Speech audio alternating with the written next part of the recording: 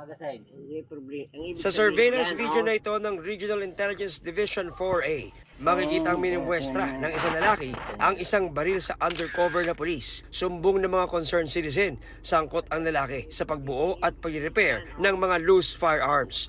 Ang surveillance video na ito ang naging susi para makakuha ng search warrant ang pulisya at salakayin ang bahay nito sa Candelaria, Quezon. Search warrant po to, search warrant. Search warrant po yan.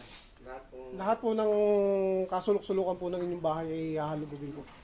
Bala ng 22. Ito po, may bala po sa katawan, oh. Ito po, oh, nakuha po sa bulsa, kita po sa ano.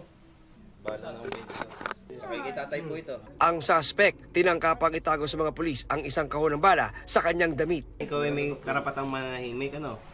Lahat ng iyong sasabihin ay pwedeng gamitin, pabor o laban sa iyo sa lahat ng korte dito sa Pilipinas. Nang simulan na paghahalugog sa work area ng bahay, Mga parts ng baril po, oh. Investigador.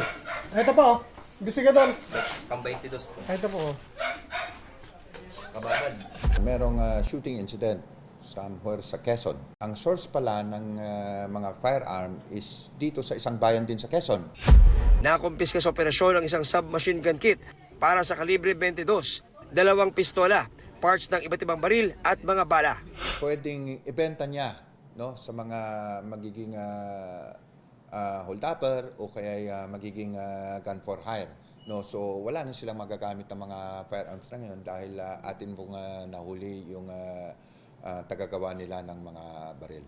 Wala pang payag ang suspect na naharap sa paglabag sa Illegal Possession of Firearms and Ammunition Act.